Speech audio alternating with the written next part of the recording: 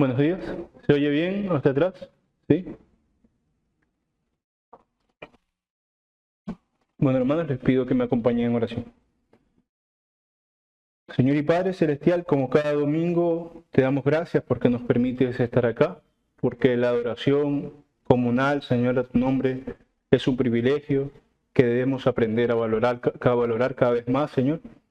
Te damos gracias porque nos permites exaltarte por medio de distintas actividades de piedad, por medio de la lectura de tu palabra, la escucha de tu palabra, Señor, por medio de los signos que cantamos a tu nombre, por medio de la escuela dominical, Señor, en donde reflexionamos sobre distintos aspectos de nuestra vida a la luz de tu palabra, Señor. Y ahora, por medio del sermón en el cual, Señor, esperamos abrir nuestros corazones y nuestras mentes, estar concentrados y dispuestos, Señor, para que el efecto de tu palabra surta como debe ser en nuestros corazones, Señor, para que podamos edificarnos conociéndote más, Señor, para que la luz del Evangelio brille más en nuestras vidas, para ser confrontados, exhortados, consolados, Señor, y reedificados cada día más en ti, Señor. Por lo que te pedimos que seas tú glorificándote en este momento, seas tú dando el poder a tu palabra que tiene ella, aparte de mí y de mi deficiencia, en el nombre de Cristo Jesús. Amén. Bueno, hermanos, en el último sermón del libro de los Hechos, estudiamos el capítulo 16 y cómo en él vimos las distintas utilidades del Evangelio como sustento y fortaleza para los débiles en la narración de ese capítulo. Particularmente nos centramos en la comisión divina de Pablo, Silas y Lucas de ir a Macedonia a predicar el Evangelio, y en ello vimos cómo Dios está atento a las necesidades de aquellos cuyos corazones están dispuestos a venir a Él, porque sabemos que ellos no tenían pendiente ni en sus planes ir a ese lugar, sino que fue Pablo que en visión recibió la comisión de Dios para hacerlo. Vimos cómo Dios brinda misericordia a través de su Evangelio, por supuesto, para personas en distintas situaciones, como era Lidia, quien era ya simpatizante de las cosas de Dios, pero ahora había conocido la salvación mediante Cristo, brindó sustento y tranquilidad para Pablo en medio de la incertidumbre de la cárcel, para Pablo y para Silas, y consuelo al carcelero cuando pensó que los presos habían escapado y quería suicidarse, y quien, impactado por la misericordia de Pablo y de Silas, le interesó también la misericordia del Evangelio que predicaban y vino a salvación, él y por supuesto los que en su casa creyeron la predicación. Así, mediante esos ejemplos distintos, pudimos ver cómo el Evangelio y sus promesas obran en la vida de los individuos adecuadamente con respecto a cada individuo, para que sea cual sea el provecho temporal, por ejemplo, el del carcelero no haberse suicidado, el de Lidia haber conocido a Cristo en ese día, el de Pablo y el de Silas haber podido estar tranquilos en su prisión, recibamos todos, aparte de esos provechos temporales, un provecho eterno, que es el mismo para todos, que es la vida eterna en Cristo. Luego entonces de la conversión del carcelero en Macedonia y de los que creyeron en su casa, el capítulo 16 de Hechos termina con esa escena. Pablo, Silas siendo liberado, predican, exhortan a los hermanos que habían creído en ese lugar y cada uno parte. Pablo y Silas van a otro lugar y Lucas probablemente se quedó en Filipo porque, bueno, nuevamente empieza a hablar en la narración como narrador y no como parte de los que estaban allí. Ya no sigue diciendo nosotros, sino ellos. De este modo nos introducimos a este otro momento notable en la narración de Lucas que transcurre en el capítulo 17 del libro. Y esta será la porción que vamos a estudiar el día de hoy. Hechos 17 del 1 al 15. Hechos 17 del 1 al 15, dice así. Pasando por Anfípolis y Apolonia, llegaron a Tesalónica, donde había una sinagoga de los judíos. Y Pablo, como acostumbraba, fue a ellos, y por 3 días de reposo discutió con ellos, declarando y exponiendo por medio de las Escrituras que era necesario que el Cristo padeciese y resucitase de los muertos, y que Jesús, a quien yo os anuncio, decía él, es el Cristo. Y algunos de ellos creyeron y se juntaron con Pablo y con Silas, y de los griegos piadosos gran número, y mujeres nobles no pocas. Entonces los judíos que no creían, teniendo celos, tomaron consigo algunos ociosos, hombres malos, y juntando una turba alborotaron la ciudad y asaltando la casa de Jasón procuraban sacarlos del pueblo. Pero no hallándolos, trajeron a Jasón y a algunos hermanos ante las autoridades de la ciudad, gritando: estos que trastornan el mundo entero también han venido a los cuales han vivido, diciendo que hay otro rey, Jesús. Y alborotaron al pueblo y a las autoridades de la ciudad, oyendo estas cosas. Pero obtenida fianza de Jasón y de los demás, los soltaron. Inmediatamente los hermanos enviaron de noche a Pablo y las hasta Berea, y ellos, habiendo llegado, entraron en la ciudad de los judíos, y estos eran más nobles que los que estaban en Tesalónica, pues recibieron la palabra con toda solicitud, escudriñando cada día las escrituras para ver si estas cosas eran así. Así que creyeron muchos de ellos, y mujeres griegas de distinción, y no pocos hombres. Cuando los judíos de Tesalónica supieron que también en Berea era anunciada la palabra de Dios por Pablo, fueron allá y también alborotaron a las multitudes. Pero inmediatamente los hermanos enviaron a Pablo para que fuese hacia el mar, y Silas y Timoteo se quedaron allí. Y los que se habían encargado de conducir a Pablo le llevaron a Atenas, y habiendo recibido orden para Silas y Timoteo de que viniesen a él lo más pronto que pudiesen, salieron.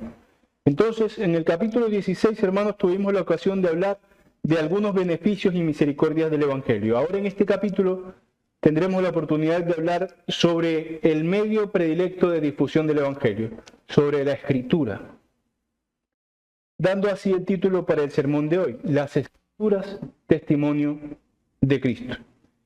La primera porción de este texto que estamos estudiando, sobre la cual me quiero detener, son los primeros 5 versos.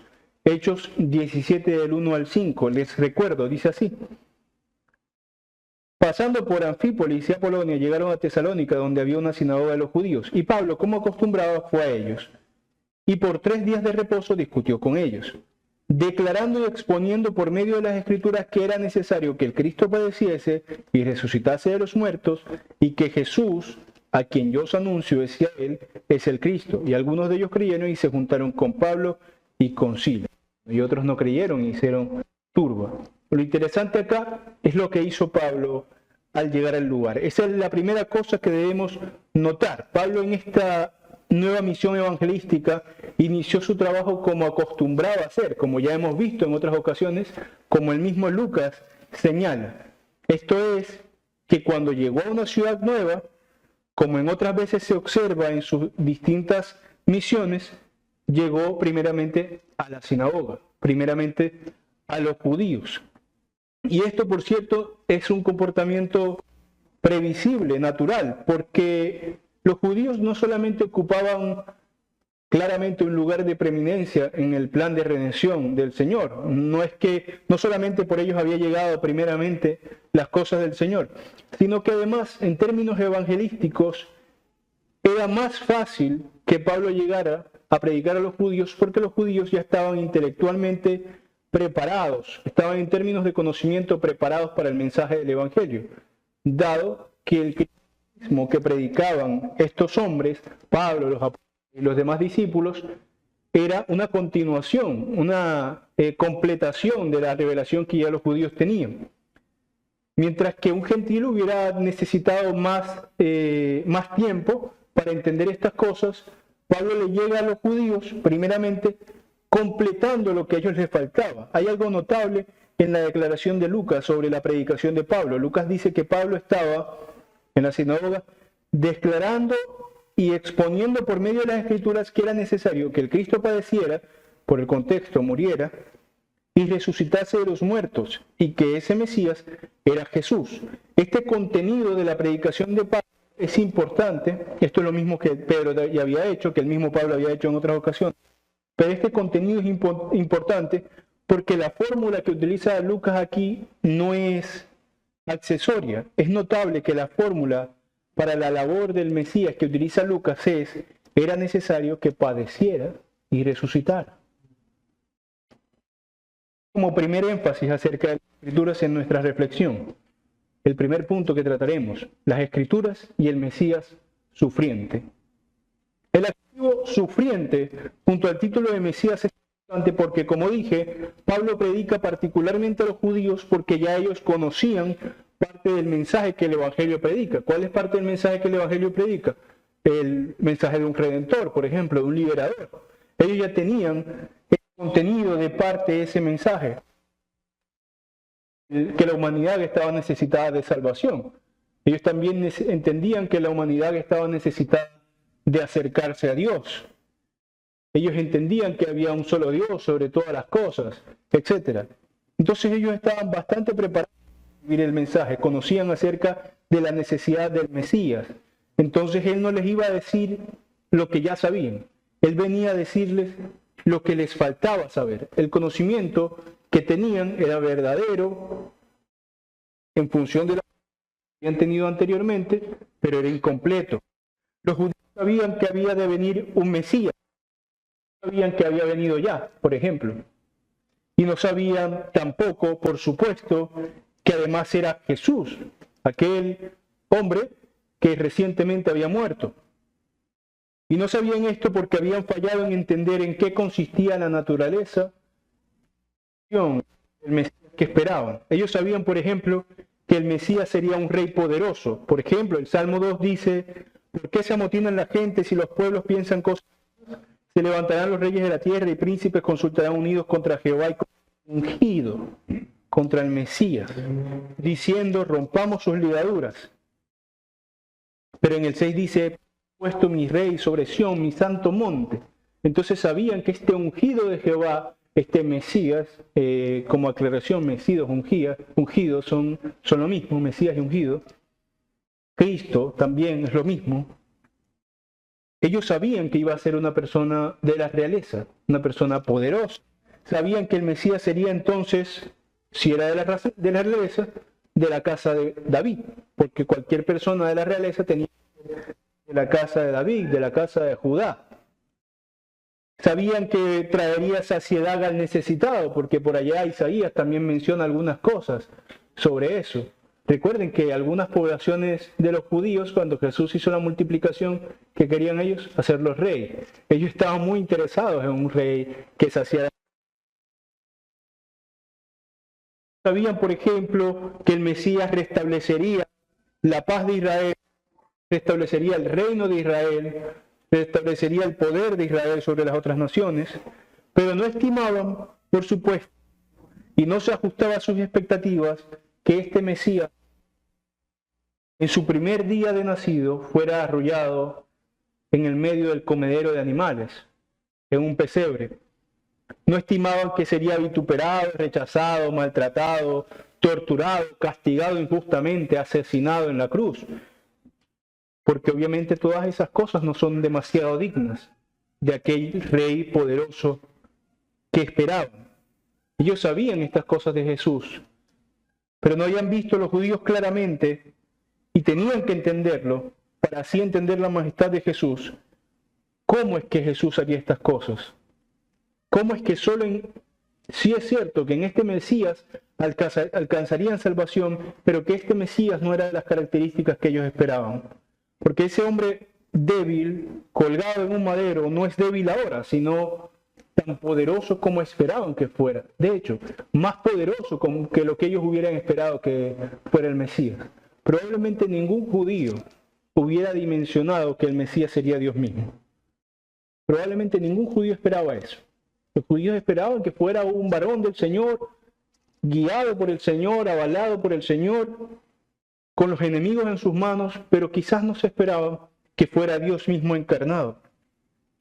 Si es todo lo poderoso y es más poderoso de lo que esperaban, ese hombre que vivió débilmente ahora es poderoso y victorioso. Tanto que Pablo dice que la muerte es sorbida, se hizo nada en su victoria. Fue consumida la muerte cuando él resucitó y fue recibido por el Padre. Pablo les habla entonces no del Mesías que ya ellos conocían o que ellos estimaban que iban a tener, guerrero, rey, temible entre los reyes, porque todo eso es Cristo, pero así no vino Cristo. Todo eso es Cristo, pero cuando vino Cristo vino anonadado de sí mismo, como dice Pablo en Filipenses, despojado de sí mismo.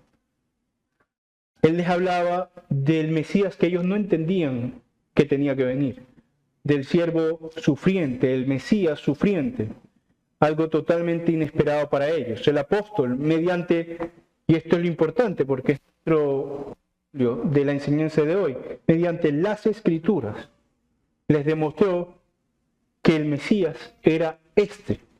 Recuerden que ese es el énfasis que hace Lucas, el segundo énfasis. El primero es que era necesario que muriera, que padeciera y resucitara.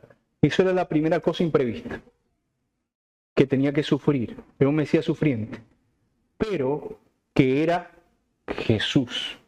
Esa era la segunda cosa importante, que este Mesías era la característica que ellos no estimaban, pero que además ya había venido, era Cristo. Él les habló, por ejemplo, del Mesías 3:15, que ellos quizás no tenían en mente, que nos dice allí que aunque es herido, destruye a la serpiente. El Mesías de Isaías 53, que aunque va mudo el trasquilador, aunque es muerto en silencio, aunque lleva el peso de nuestra paz sobre él, aunque es molido por nuestros pecados, se levantará victorioso. Mesías de Zacarías 9, que cabalgaría un humilde pollino. Recuerdan que eso también pasa. Lo que nosotros conocemos en nuestra tradición cristiana como la entrada triunfal no se da en carrozas de oro y bellos caballos, sino en un burro prestado. Ni siquiera él, en un burro prestado. Ellos no se imaginaban, no porque no tuvieran las herramientas. Allí estaba Zacarías 9, Isaías 53, Génesis 3:15 y tantos otros versos más que Pedro usó, que Pablo usó, para demostrarles que este hombre era el Cristo. Ellos lo tenían allí, pero no lo habían visto, porque su vana manera humana de expectar lo que era el Mesías no se ajustaba a algo tan deplorable, tan pobre. Aquellos sabios del Oriente, que ni siquiera eran judíos, lo pudieron ver mejor, porque le trajeron regalos dignos de un rey a ese niño en un pesebre. Pablo les enseñó que cuando Cristo, como él mismo diría en otro momento, murió por nuestros pecados y resucitó para nuestra justificación, él alcanzó la victoria del Mesías, pero no a la manera que ellos esperaban de ese Mesías guerrero, sino a la manera de ese Mesías sufriente, Mesías victorioso, que vendrá luego como guerrero a conquistar las naciones de forma ineludible e invencible. Pablo les enseñó todo lo que ellos no habían visto, estaba escrito allí. Pablo no vino simplemente a dar su opinión de Jesús, sino que Pablo estaba convencido de que este Jesús era del que hablaban tantas profecías.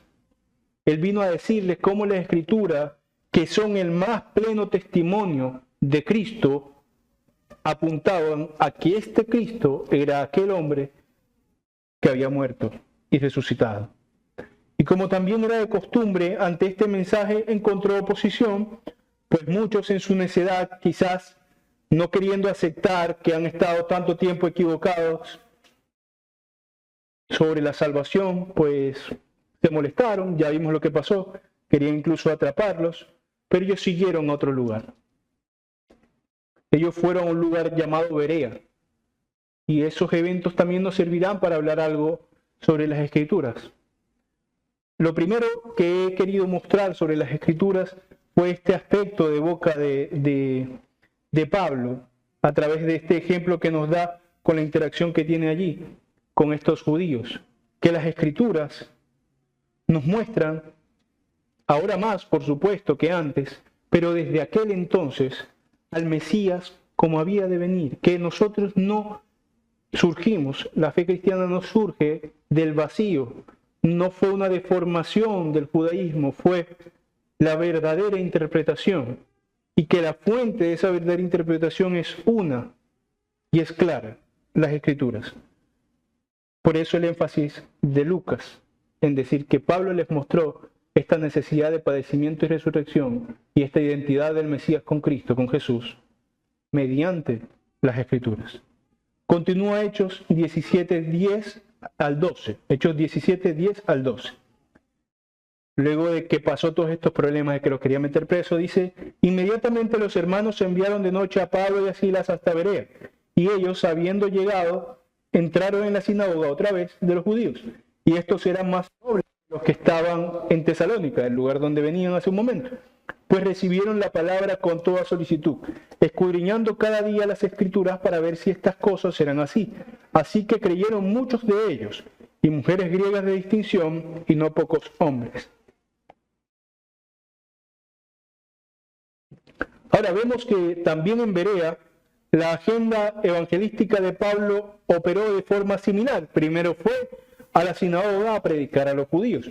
Por supuesto, si notan, aunque él va a la sinagoga a predicar a los judíos, en Tesalónica pasó, y aquí en Berea también, que otras personas no judías se convirtieron. Porque aunque eran las sinagogas, había gente simpatizante, como dice la narración, griegos fieles, o griegos piadosos, o griegos de fe. Habían personas simpatizantes en ciertos lugares que también iban a la sinagoga sin ser necesariamente judíos. O probablemente también, por la novedad de este maestro itinerante, mucha gente se agolpaba y escuchaba lo que este hombre tenía que decir. Ahora, en este caso se halló Pablo con una comunidad muy diferente a la de Tesalónica. Incluso en palabras de Lucas, una comunidad más noble. Él dice que los de Berea eran más nobles que los de Tesalónica, porque estaban más dispuestos a escuchar y más comprometidos con las escrituras. Aquellos ardían de ira. No es extraño, por ejemplo, ver en las narraciones, como en las narraciones bíblicas del Nuevo Testamento, como algunas personas, cuando son contrariadas y no saben qué hacer y no saben qué decir, suenan los dientes, no crujen los dientes. Algunos eventos de las Escrituras nos muestran esto. Así eran los de Tesalónica. Ellos probablemente quedaron inermes, no sabían qué decir contra Pablo, porque al Pablo mostrarle, no dice Lucas que le muestra, yo di simplemente ejemplo, Génesis 3.15, Zacarías. Probablemente Pablo tenía un dominio de las Escrituras antiguo testamentarias mucho mejor que el mío. ¿Quién sabe qué tanto le mostró? ¿Quién sabe con cuántas tradiciones lo comparó? ¿Quién sabe con cuántas enseñanzas rabínicas con las cuales ellos estaban comprometidos los interpeló? Ellos no sabían qué decir. Pero se encontró con una comunidad distinta en Berea. Ellos estaban dispuestos a escucharlo. No a correr y aceptar cualquier cosa que dijeran, no. Estaban dispuestos a escucharlos. Y esta actitud de los bereanos es llamativa y, por supuesto, el aprecio de muchos cristianos hoy en el día, porque muchos dicen hay que ser como los hermanos de Berea. Eso ha sido incluso una muletilla en el cristianismo de hoy. Y precisamente por esta fama y esta dignidad que ellos tienen, los usaré como ilustración para el segundo énfasis de hoy, las Escrituras y la autoridad. Las Escrituras y la autoridad, porque los bereanos nos dan un buen ejemplo de esta relación que hay entre palabra de Dios y autoridad doctrinal, autoridad en nuestra fe. Pienso que es llamativa porque hay una hermosa correspondencia entre el compromiso con las Escrituras que vemos en los bereanos y la apertura intelectual. Parece que estos hombres realmente estaban atados a las Escrituras de modo tal que habían entendido, y es algo que debemos imitar nosotros y entender nosotros, que la única fuente de autoridad para modificar sus prácticas y creencias debían ser las Escrituras y nada más que las Escrituras. De hecho, es algo que solemos decir. La única autoridad en fe y práctica es la palabra de Dios. Forma parte de la identidad protestante. Podría decir reformada, pero realmente forma parte de la identidad históricamente protestante. No tenemos un magisterio por sobre nosotros. No tenemos una tradición inspirada. Entonces, ¿en torno a qué nos unimos? ¿Qué hace que no nos desarmemos como un cuerpo? ¿Qué hace que podamos pensar más o menos las mismas cosas? ¿Alguna autoridad de haber? Las Escrituras. Aún así, me gusta esta relación que se muestra entre los bereanos, entre el compromiso con las Escrituras, pero al mismo tiempo estar abiertos a escuchar otras cosas, porque estaban comprometidos con la autoridad de las Escrituras y no se negaron a escuchar las enseñanzas que podían parecer novedosas, sino que en lugar de decir yo solo creo en la Biblia y nada más, estaban atentos y las comparaban con las Escrituras. Aquí me parece que hay una diferencia relevante. Podemos utilizar términos modernos, compararlos con las diferencias entre un fundamentalista y alguien que se adhiere a la doctrina de la sola Escritura. Por lo general, que conocemos como fundamentalista es aquel que está tan cerrado a su sistema que piensa que cualquier persona que se sale de los bordes de su sistema está totalmente equivocado y que él no tiene nada que cambiar dentro de su sistema. Piensa que ha llegado a la interpretación prístina, culmen de las Escrituras, que solo la de él es la verdadera y que no hay nada en lo que se haya podido equivocar. Por lo general, el fundamentalista hará de su interpretación de la Escritura, y presten atención en esto, la autoridad y no la Escritura misma. Es decir, él dirá al fundamentalista que su autoridad son las Escrituras, pero realmente su autoridad es la interpretación que él hace de su Escritura. Y esto pasa en muchos lugares, dicen yo solo creo en la Escritura. Pero entonces hay personas que en sus equivocaciones se enfrascan en sus errores porque no han atado su corazón a la Biblia, sino a lo que ellos piensan de la Biblia. Mientras que el que tiene la Escritura como su máxima autoridad entenderá que sus interpretaciones son falibles, por lo tanto posibles de ser modificadas. Mientras que el fundamentalista no tiene nada que pueda modificar. El que cree en la Escritura como única y superior autoridad debe apoyarse en la prudencia y en el estudio profundo para estar dispuesto a que sus convicciones sean llevadas allá donde las Escrituras lo permitan, aunque tenga que romper con ciertas creencias. Y si esto no fuera así, no habría razón para felicitar a los bereanos. Esto es lo que hicieron precisamente los bereanos. No es que estén equivocados antes de eso. Porque si es que no conocían de Cristo, no es que estaban negando a Cristo. Ellos simplemente tenían la práctica de la religión que habían tenido durante mucho tiempo. Llegó un hombre a decirle algo distinto, algo nuevo. Sabemos nosotros que verdadero, pero nuevo al fin. Ellos, si hubieran estado comprometidos con que su interpretación era invariable, perfecta, no se hubieran convertido a Cristo. Y nosotros podemos también estar en la misma situación, no ya de conversión, porque hemos creído y hemos sido salvados, pero sí de errores, sí de imprudencias en nuestras creencias, por pensar que no hay nada que podamos cambiar. El que está comprometido con las Escrituras y no con su propia interpretación, siempre buscará hilar cada vez más fino, estar dispuesto a que sus convicciones puedan ser moldeadas si, por medio de las Escrituras, se le convence.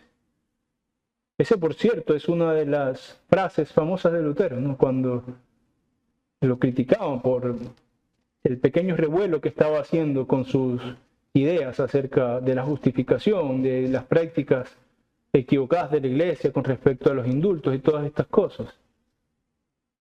Él era un hombre que tenía bastante respeto por la organización clerical de la Iglesia Católica Romana, por la jerarquía y todas estas cosas, pero estaba tan compelido por su convicción nueva, por haber estado convencido de que había cosas que cambiar, que él dijo en aquella frase famosa que parafrasearé, que a menos que lo convencieran por las Escrituras, su conciencia estaba atada.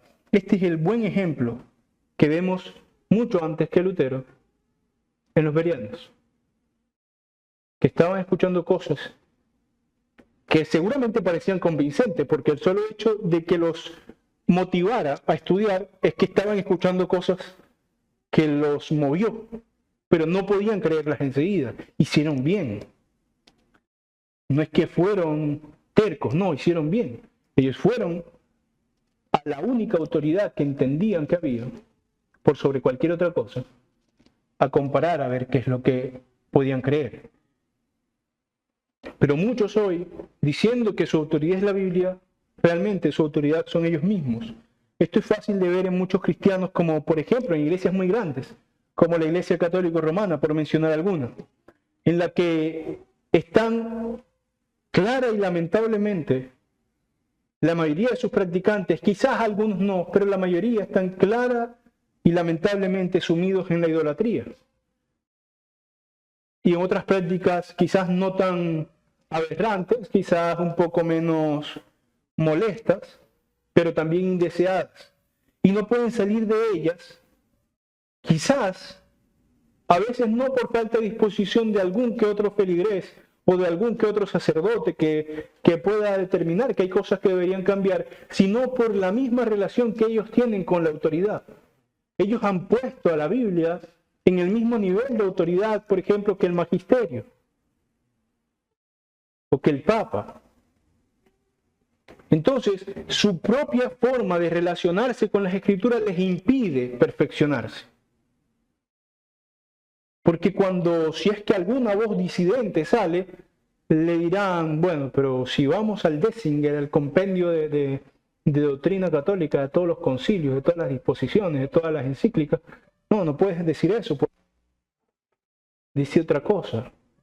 Ellos podrán tener el error frente a sí, pero han relegado las Escrituras a una situación de autoridad menor, y eso los envuelve en un círculo de equivocación del cual difícilmente puedan salir, porque su compromiso, aunque ellos digan que es con las Escrituras, realmente no lo es. Su compromiso está en fuentes extraescriturales. No porque ninguna fuente fuera de la Escritura sirva de algo, sino porque toda tiene que ser subsidiaria. Cualquier fuente que no sea las Escrituras pueden ser ayudas, pueden ser guías, pero no pueden ser autoridad sobre nosotros. Desde el lado protestante, por supuesto, también sucede. Eso no solamente pasa con los católicos romanos.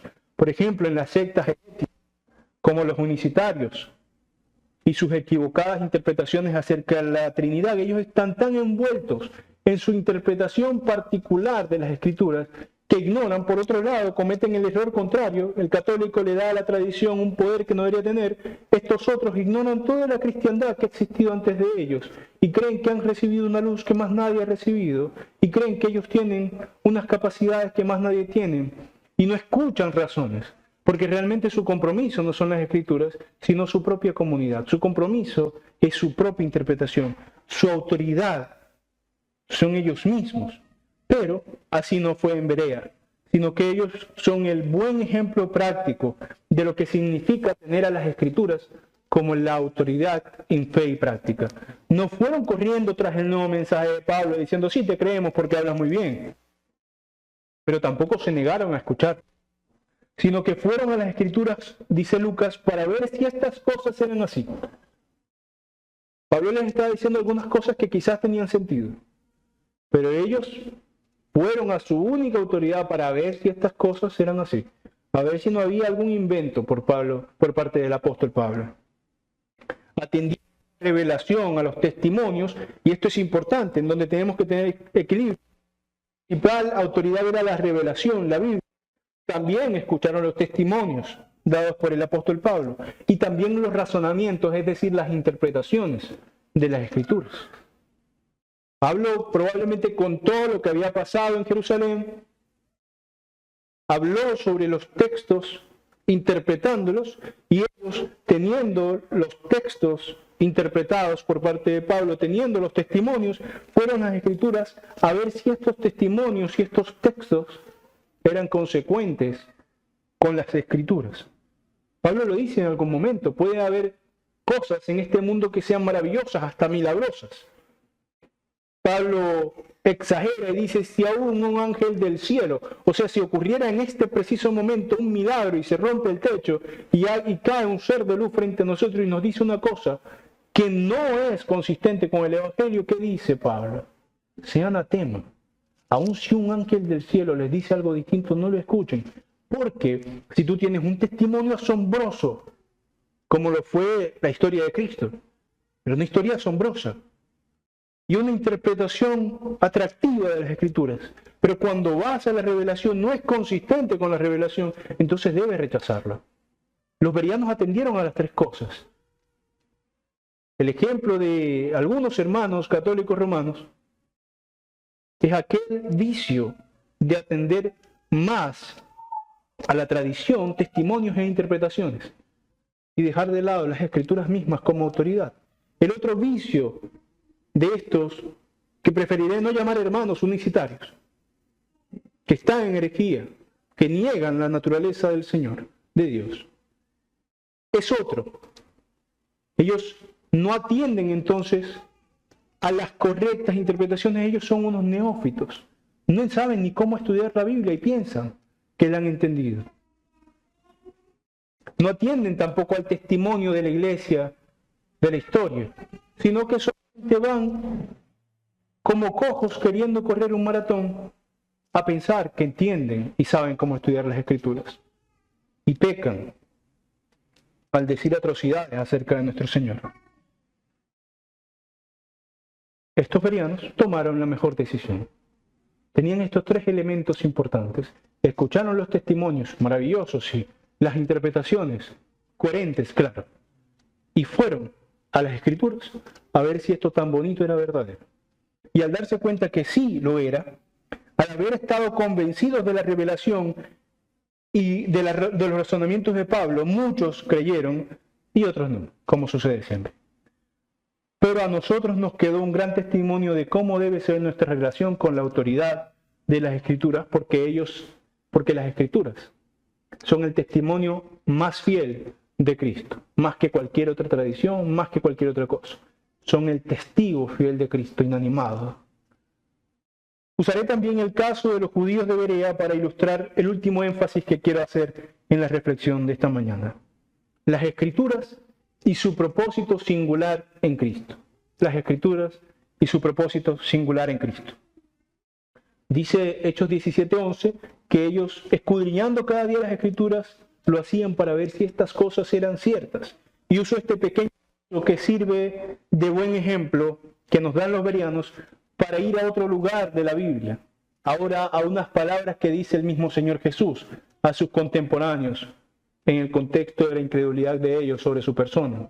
Esto está en Juan 5, del 39 al 47. Evangelio de Juan 5, del 39 al 47.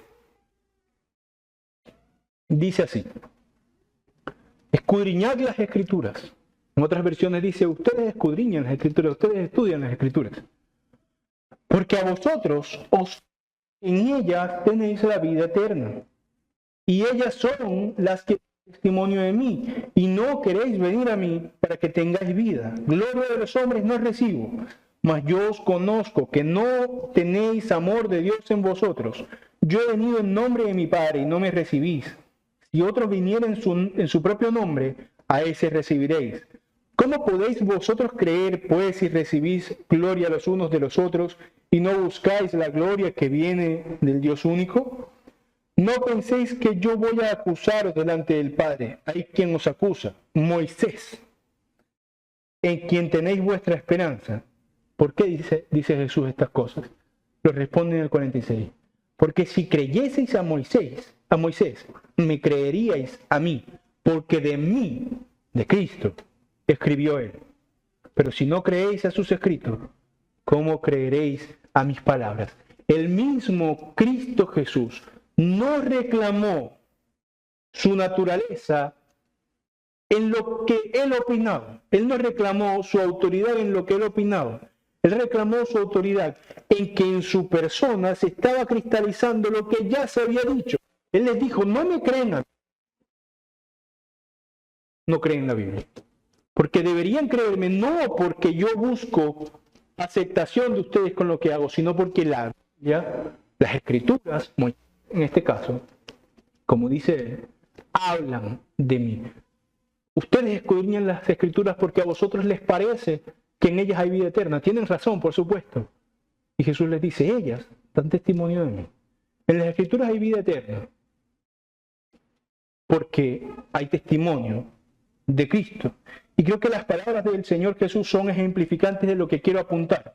Es decir, que las Escrituras deberían tener un lugar de preeminencia en nuestras convicciones, no por razones supersticiosas, como si el libro, como si el pedazo de papel tuviera algún tipo de poder. No por esas razones supersticiosas, no es un talismán, sino porque el propósito del contenido de las Escrituras es mostrar a Cristo. En ese sentido, las Escrituras son palabras de Dios, son palabras que revelan su corazón. No porque haya algún poder mágico que emane del material. Algunos dirían que las Escrituras son cristocéntricas. Por lo tanto, debemos tomarnos en serio lo que tienen para decir En ellas hay vida porque en ellas está contenido el mensaje de la vida. Pero si fallamos en entender el mensaje de la vida, si fallamos en entender su propósito singular, que es Cristo, es hablar de Cristo, desde Génesis 3:15, imagínense. Ya se nos hablaba del Redentor. Y luego por muchas otras partes. Si fallamos en entender ese propósito singular que es Cristo, la Biblia, las Escrituras no nos sirven para nada. Serán eso, será un pedazo de papel que ocupa espacio en nuestras mesas. Porque su poder vivificante está en que muestra el mensaje que siendo creído te salva. Que Cristo Jesús se hizo hombre, murió por nuestros pecados, resucitó para nuestra justificación, vendrá en gloria nuevamente para condenar definitivamente a los incrédulos y salvar para siempre a los que en él han creído. Y esta era la amarga tragedia de los judíos incrédulos, que teniendo las Escrituras, teniendo la revelación que servía para salvarlos, no sabían cómo beber de la fuente de vida. No fue una judía incrédula, sino una samaritana que Jesús se lo dice, pero algo parecido encarna la frase. Cuando la samaritana en el pozo piensa que Jesús le iba a pedir agua, ustedes saben, era normal que las mujeres fueran a recolectar agua, y Jesús le dice, si tú supieras con quién hablas, tú me pedirías a mí, y yo te daría de beber, y del agua que yo te daría, haría que no tuvieras sed jamás. Tendrías vida, y no tendrías sed jamás. Esa era la tragedia de los judíos incrédulos, que teniendo la fuente de vida testificada en las Escrituras, no la podían ver. Y es la tragedia de cualquier incrédulo hoy también, que teniendo tan grande nube de testigos alrededor nuestro, tan grande evidencia como es solo en la existencia del Creador, teniendo el testimonio de Cristo consignado en las Escrituras, aún así, cada día que no creen, se condenan a ellos mismos y ponen fuego sobre sus cabezas. Entonces, hermanos, nosotros sigamos siguiendo este ejemplo, escudriñando las Escrituras, porque en ellas hay vida eterna. Ya no buscando la vida eterna que ya hemos tenido, los que hemos creído, sino buscando edificarnos cada día más en la comunión, en la semejanza, como diría Pablo, en la semejanza con Cristo, para alcanzar algún día aquella medida del varón perfecto, no como que se puede alcanzar, sino como cosa que aspirar por la eternidad. Y todo aquel que no haya creído, también le conviene escudriñarla por lo mismo mencionado, porque solo en ellas hay vida eterna, en ningún otro lugar, en ningún sutra de estas religiones orientales. No hay ningún lugar fuera de las Escrituras, fuera de Cristo, en donde haya salvación, y ellas son las que dan testimonio de Él. Oremos, hermanos. Señor y Padre Celestial, te damos gracias, porque mediante las Escrituras, Señor, nos muestras que nosotros somos insuficientes, pero que tú eres suficiente, Señor. Nos muestras que tú eres tan grande, tan maravilloso y tan poderoso, Señor, que aún nuestras expectativas no son nada ante tu obra, Señor. Aquel varón guerrero que esperaban no llegó, sino un hombre humilde, un carpintero. Pero que ese hombre vivió perfectamente, Señor, que ese hombre eras tú encarnado, Dios entre nosotros, como dice el ángel a María, Dios entre nosotros, Dios con nosotros, que vivió perfectamente y murió por nosotros, ascendió a los cielos y vendrá en gloria, Señor. Te damos gracias porque si no fuera por el testimonio escrito en las Escrituras, no habríamos accedido a esa verdad que salva, Señor. Te damos gracias también porque si hemos accedido a ella, si la hemos entendido, es por tu misericordia, Señor. Y te rogamos que todo aquel que la escuche y que aún no haya creído en su corazón, sea reblandecido su corazón, Señor, y crea para ser salvado de una vez y para siempre, Señor. Gracias porque mediante la glorificación de tu nombre, al mismo tiempo somos nosotros salvados. Mediante la gloria que solo tú te mereces, Señor, a ti te ha placido darnos vida eterna. Sé tú glorificándote en este día, Señor. Ayúdanos a nosotros también a glorificarte en lo que resta del día, porque este es día tuyo, día del Señor, Señor. En el nombre de Cristo Jesús oramos y agradecemos por tu palabra. Amén.